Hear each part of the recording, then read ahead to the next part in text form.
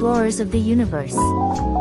This is Maya Cat, back with another episode of my astrology blog, where we unravel mysteries big and small. Today, we're diving into the Perseids Meteor shower, one of the most dazzling cosmic events of the year, where stardust meets destiny, and wishes meet the night sky. Trust me, this celestial spectacle will leave you inspired and ready to take on the world. As always, I've brought along my brilliant co-host, Brian, to guide us through the magic, the science, and the soul of the Perseids. So grab your favorite drink, or maybe a snack, and let him whisk you away. Brian, take the wheel.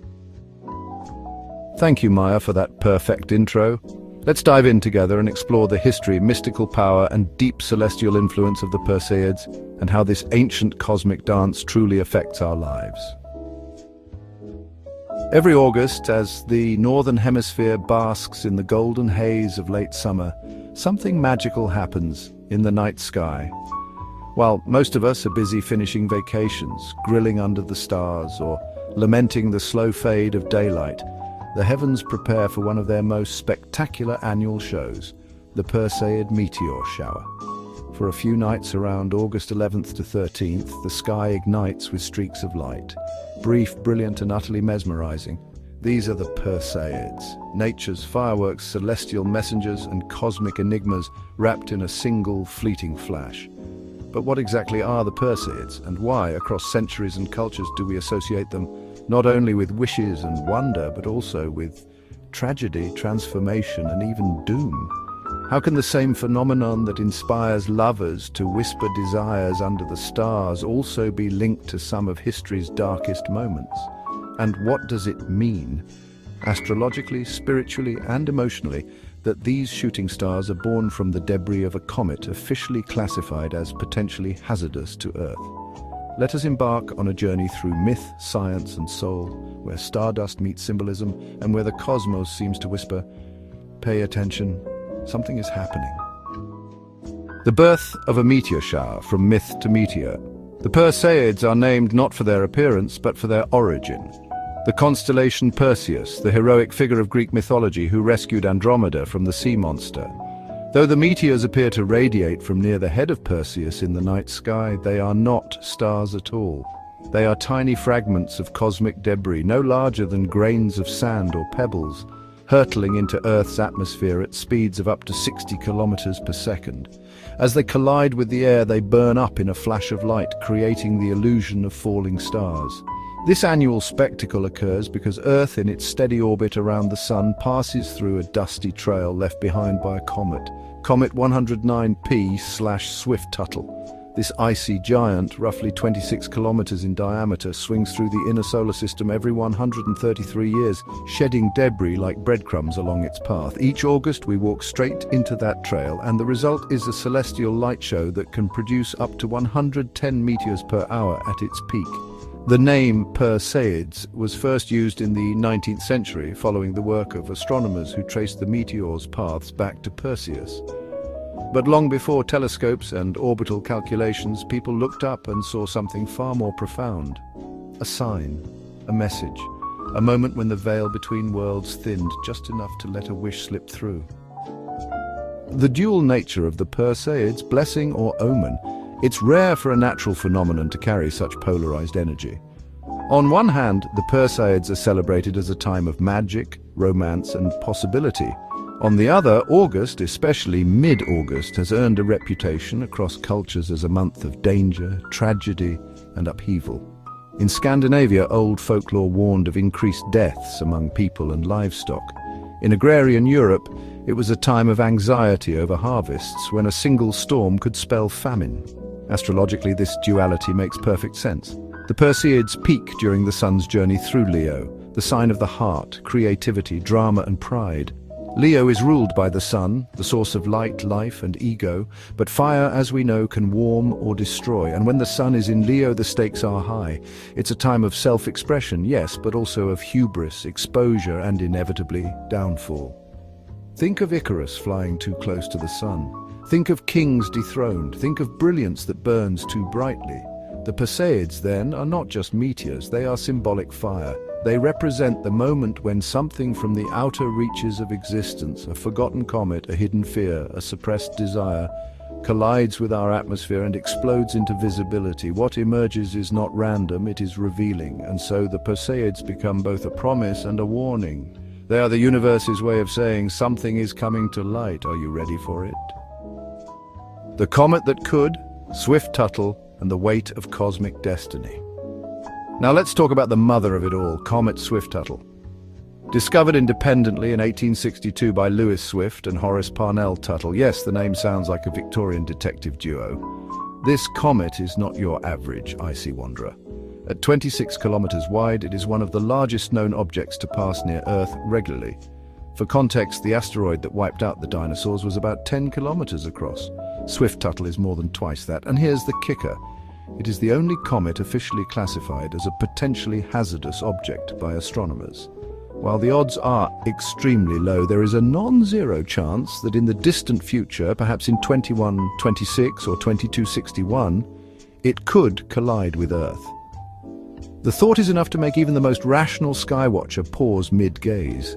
But in the language of astrology and myth, this isn't just a scientific curiosity, it's a metaphor of staggering depth. Here we have a celestial body that returns every 133 years, roughly 4 human generations, carrying the debris of the past into the present. Each fragment that burns up as a Perseid is a piece of history, memory, and unresolved energy. And the comet itself? It's the ghost of collective karma, swinging back to remind us. You thought you buried this, but it's still out there. Is it any wonder then that the Perseids feel so charged? They are not just dust, they are echoes. And when they ignite in our sky, they don't just light up the night, they light up our lives. The magic of wishes, why we believe in falling stars. Despite the ominous undertones, the most enduring tradition surrounding the Perseids is undeniably sweet. If you see a shooting star, make a wish. Do it quickly, do it sincerely, and if you're lucky, it might come true. This belief is ancient and nearly universal. In China, falling stars were seen as celestial tears or signals of change. In Christian folklore, they were angels descending for a moment to grant a single human prayer. In Russia, there's a charming folk belief. If a falling star lands in your palm, your beloved will soon take your surname. It's a poetic image, love falling from the sky, written in fire. Psychologically, this ritual works because it forces presence. In a world of endless distractions, the shooting star demands your full attention. You must see it, react instantly, and speak from the heart. There's no time for overthinking, no room for insincerity. It's a cosmic Rorschach test. What do you truly want? And here's the secret, the wish often does come true. Not because the universe magically rearranges itself, but because the act of wishing changes you. It aligns your intention, it opens your eyes to opportunities, it makes you, in a very real sense, luckier. So yes, make your wish. Whisper it to the night, and if you do it during the Perseids, know that you're joining millions of others across time and space doing the same. It's a global meditation, a collective sigh of hope written in stardust. When the sky falls, tragedies in the shadow of the Perseids. But let's not ignore the other side of the coin. The Perseids have, by eerie coincidence or deeper synchronicity, coincided with some of the most devastating events in modern history. On August 12, 1985, Japan Airlines Flight 123 crashed into a mountain, killing 520 people, the deadliest single aircraft disaster in history. On the same date in 2000, the Russian submarine Kursk sank in the Barents Sea, claiming 118 lives. Just 2 days earlier, on August 10, 1985, a nuclear accident occurred at Chazma Bay in Russia, exposing hundreds to radiation. And on August 13, 1989, 2 hot air balloons collided in Australia, resulting in 13 deaths. These are not minor incidents, they are tragedies etched into national memory, and their timing during the peak of the Perseid shower has not gone unnoticed. Some dismiss it as coincidence, others see a pattern, a moment when the veil is thin, when energy is high, and when systems under strain, mechanical, emotional, political, reach their breaking point. Astrologically, this makes sense. The Perseids occur during a time of intense solar and planetary activity. The sun in Leo amplifies drama and visibility. Mercury, often retrograde or combust in August, disrupts communication. Mars, the planet of action and accident, can be an intense aspect to other planets, increasing impulsivity and risk. And let's not forget the psychological effect. When people believe something is dangerous, they behave differently. Anxiety rises, attention wavers, decisions are made under pressure. In that sense, the Perseids don't cause disasters, they reveal them. Astrological alchemy, Perseids, Lilith, and the royal stars. To understand the Perseids fully, we must look beyond the meteors and even the comet. We must turn to the deeper symbols of the sky. One compelling interpretation links the Perseids to Lilith, the dark moon, the point in the lunar orbit that represents the repressed, the forbidden, the wounded feminine. Lilith is the part of us that refuses to be silenced, that burns with rage and truth. And when meteors, fiery, sudden, destructive, rain down from the sky, it's hard not to see Lilith's hand at work. These are not gentle stars, they are fallen stars, they are the price of light. At the same time, the Perseids blaze near Aldebaran, one of the 4 royal stars of ancient Persia, known as the Eye of the Bull. Aldebaran was said to bring glory or ruin, depending on one's readiness. It is a star of destiny of kings and fallen kings. And so, the Perseids become a celestial trial. Will you be illuminated or incinerated? The answer, of course, lies within. What to expect? Drama, yes, but also a way through. So, should we fear the Perseids? Should we lock our doors, cancel flights, and hide under the bed on August 12th? Probably not, but we should pay attention. The Perseids are not a curse, they are a catalyst. They amplify what is already present. If your life is in balance, they may bring inspiration, love, or a sudden insight. If you've been avoiding a truth, they may bring it crashing down. The key is awareness. The ancient wisdom says, beware the Ides of March. Today, we might say, beware the peak of the Perseids, not because something bad will happen, but because something true might.